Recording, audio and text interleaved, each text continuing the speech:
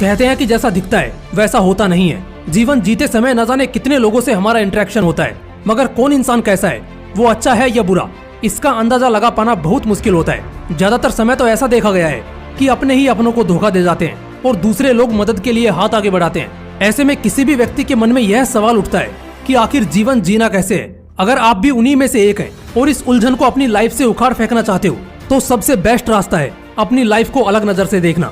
जब तक आप अपनी लाइफ में चल रहे प्रॉब्लम्स को, उलझनों को अपने ऊपर हावी रखोगे, तब तक आप कभी भी जीवन को अपने मुताबिक नहीं जी सकोगे। बड़ी से बड़ी प्रॉब्लम में भी अगर लाइफ को उलझनों का घर न समझकर लाइफ की तरह ही जीना है तो सबसे बड़ी जरूरत है अपने एटीट्यूड को चेंज करने की। मैं ये बिल्कुल भी नहीं कह रहा कि खुद के कैरेक्टर को चेंज करो।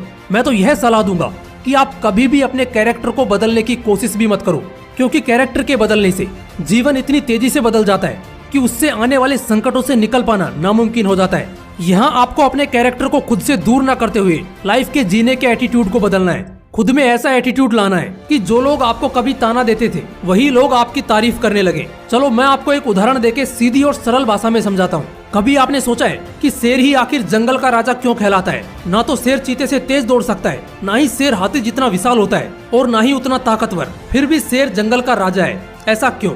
इसका कारण है शेर का एटीट्यूड। हाथी जब जंगल में सैर पर निकलता है तो जंगल में खास हलचल देखने को नहीं मिलती, मगर जब शेर निकलता है तो पूरा जंगल उसके रुख से सहम जाता है। हाथी और शेर जब आमने सामने आ जाते हैं तब बलवान होके भी हाथी खुद का बचाव करने का एटीट्यूड फॉलो करता है, लेकिन वहीं पर अगर शेर भूखा होगा तो हाथी पर हमला करने से जरा भी नहीं हिचकिचाएगा, क्योंकि उसे पता है कि एक बार ज्यादा मेहनत करके उसे बहुत सारा खाना मिलने वाला है। यही तो है एटीट्यूड का कमाल। अगर आपका एटीट्यूड भी शेर जैसा हो तो घंटा फर्क नहीं पड़ता कि आपके ऊपर कितने संकट के बादल मंडरा रहे हैं, आपकी लाइफ पॉजिटिविटी के साथ आगे बढ़नी ही है। इंसानी सभ्यता के हजारों सालों के इतिहास में हजारों बड़े बड़े सम्राट, बड़े बड़े योद्धा आए और चले गए। उनमें से ज्यादातर लोगों ने कोई ऐसा काम नहीं किया कि जिससे कोई उन्हें याद रख पाए, मगर कुछ चुनिंदा योद्धाओं ने मरने के बावजूद अपने काम और अपनी कुछ गजब की विशेषताओं के कारण अपना नाम सदा के लिए अमर कर दिया। जिनमें सबसे पहला नाम आता है भारत के सबसे महान राजा छत्रपति शिवाजी महाराज का। जो कारनामे इन्होंने किए थे, सच बता रहा हूँ, उनको सुनने के बाद रोंगटे खड़े हो जाते हैं। ना तो ये बेहद बलशाली थे और ना ही इनके पास ज्यादा सेना थी। इसके बावजूद उन्होंने मुगलों की हुकूमत को हिलाकर रख दिया था। लेकिन कैसे?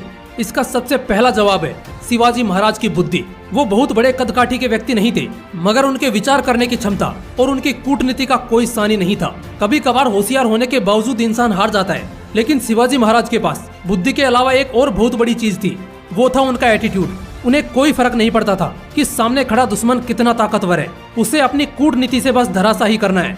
उन्हें किसी भी बात का डर नहीं था। इसी एटीट्यूड की बदौलत शिवाजी महाराज ने महान मराठा साम्राज्य की नींव रख दी और आगे जाकर मराठा साम्राज्य इतना बड़ा हुआ कि उसकी किसी ने कल्पना भी नहीं की थी। शिवाजी महाराज की तरह ही अपने एटीट्यूड और बुद्धि की बदौलत इतिहास के पन्नों में एक और योद्धा ने अपना नाम दर्ज करवाया, और न सिर्फ दर्ज करवाया बल्कि अपने नाम को अपने काम से अमर कर दिया। बुजुर्ग से लेकर छोटे बच्चे तक किसी से भी पूछो कि आज तक का सबसे महान योद्धा कौन था, तो ज्यादातर लोगों का जवाब होगा सिकंदर। हाँ, सिकंदर ये एटीट्यूड का सबसे बेस्ट एग्जाम्पल है। सिकंदर उस आंधी का नाम था जिसने अपने से कई गुना ताकतवर और बड़े साम्राज्य को अपने हार न मानने के एटीट्यूड से घुटनों पर खड़ा कर दिया। कई ऐसे साम्राज्य थे जिन्होंने बस सिकंदर के नाम से ही बिना युद्ध लड़े हार मान ली। 15 साल के अपने कार्यकाल में सिकंदर ने एक भी लड़ाई नहीं हारी। वो हमेशा ही विजेता रहा। सिकंदर का वजूद ही उसका एटीट्यूड था। उसे कोई फर्क नहीं पड़ता था कि आगे कितना बड़ा और ताकतवर दुश्मन खड़ा है। उसका बस एक ही मकसद होता था कि दुश्मन को कुचलकर अपने साम्राज्य का विस्तार करना है। इसी एटीट्यूड के कारण सिकंदर को सिर्फ सिकंदर नहीं, सिकंदर द ग्रेट कहा जाता है। इसलिए अपना एटीट्यूड हमेशा पॉजिटिव रखो। आगे कितना भी बड़ा चुनौतियों से भरा तूफान क्यों ना खड़ा हो, उससे भागना नहीं है। अपना एटीट्यूड ऐसा रखना है कि उस तूफान को चीरते हुए आप अपने लक्ष्य की ओर आगे बढ़ते रहो। जिंदगी का दूसरा नाम ही चुनौती है। हमें कभी भी चुनौती को चुनौती की तरह नहीं लेना, उसे बस जिंदगी का एक पड़ाव समझना है जो कभी ना कभी पूरा होना ही है। अपने जीवन में आई चुनौती की परिभाषा को अपने एटीट्यूड से ऐसे लिखो कि वो हर व्यक्ति की जुबान पे हमेशा के लिए महानता से छप जाए। आखिर में बस एक ही मैसेज देना चाहूंगा कि खुद के एटीट्यूड को ऐसा बनाओ कि कठिन परिस्थितियों में भी दुनिया आपको सलाम करे। अगर वीडियो से कुछ अच्छा सीखने को मिला हो तो वीडियो को लाइक और शेयर करके चैनल को सब्सक्राइब जरूर कीजिए। फिर मिलते हैं नेक्स्ट वीडियो में एक नए मोटिवेशन के साथ।